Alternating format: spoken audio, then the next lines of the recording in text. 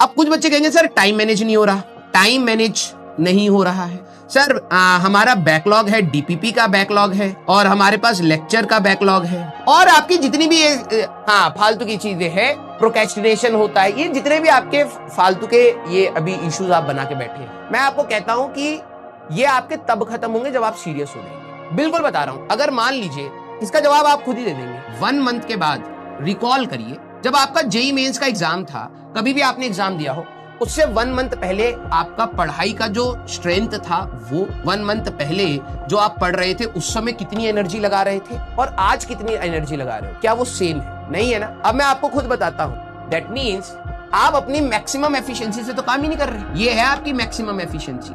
आप अपनी maximum efficiency से रोज अपने आप को नीचे कर रहे हैं और अगर आप अपनी मैक्सिमम एफिशिएंसी से रोज नीचे अपने आप को कर रहे हैं तो प्रॉब्लम तो आई नहीं। अच्छा, दूसरा सवाल मैं आपसे पूछता हूं। प्रॉब्लम यह है कि प्रैक्टिकलिटी बच्चा सीखना नहीं चाहता है। किस किस को ये लग रहा था कि तो किस में आपने ये सोचा था कि सिर्फ टीचर जो पढ़ाएगा मैं वही पढ़ लूंगा और सिलेक्शन हो जाएगा। जब तक आप मेरे जैसे, मैं काफी प्रैक्टिकल सोचता हूं। अगर मेरे लाइफ में कोई प्रॉब्लम आती है मैं उसका हमेशा प्रैक्टिकल सोल्यूशन देखता हूं, इमोशन साइड करके, कि भाई इसको करना क्या है। अब आ गई ना प्रॉब्लम, तो अब करना क्या है, सोल्यूशन क्या है। तो मैं उस तरीके से आपसे बात कर रहा हूँ। दूसरी चीज आपसे पूछना चाह रहा हूँ, जब आपको ये बात पता था, आपको ये भी बात पता है कि कुछ बच्चे इधर होते, कुछ बच्चे इधर होते, कुछ बच्चे इधर होते, किस किस को ये था कि भाई लेक्चर हम लोग देखेंगे, वहीं से बस जो सर पढ़ाएंगे वही हो जाएगा, ये भी आपको पता था। दैट मीन्स कि लेक्चर के अलावा भी आपके पास चीजें होंगी। तीसरी चीज भी आपको पता है कि जेईई मेंस का आपका फर्स्ट अटेम्प्ट जनवरी में हो जाएगा, क्योंकि पिछली बार लास्ट मोमेंट में भी अगर उन्होंने जनवरी में लिया है तो इस बार तो डेफिनेट है कि आपका जनवरी में होना ही होना तय है। और मैं आपको बता रहा हूं, आपके मिड ऑफ द जैन में ही होगा।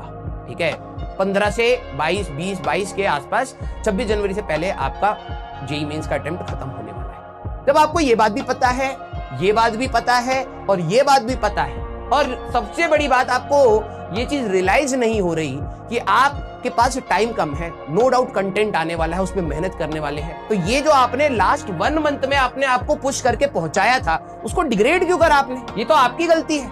आपने अपना एफिशिएंसी पीक अटेन करा, फिर डिसाइड करा कि नहीं यार मेरे को कर लेना चाहिए था, मैं आखिरी में इतनी मेहनत कर रहा हूं, जस्ट रह गया, या फिर मेरे को और अच्छा करना था, फिर आप नीचे आ गए अपनी मेहनत को लेके और फिर कह रहे सर हमें यहां पर जाना है। अरे ये आप अपने आप ये नीचे वाला पार्ट क्यों क्रिएट कर रहे हैं? आप उसको मेंटेन करिए एटलीस्ट। ठीक है, अभी भी हमारे पेरेंट्स से भी गलतियां होती हैं, इंसान है ना, तो ठीक है यार, कुछ चीजें समय के साथ समझ आती है, कुछ समय के बाद समझ आती है, कोई भी, और कुछ चीजें होती है जो समझ ही नहीं आती है। तो किसी चीज का लोड नहीं लेना है आपको, बस ये देखना है कि आपका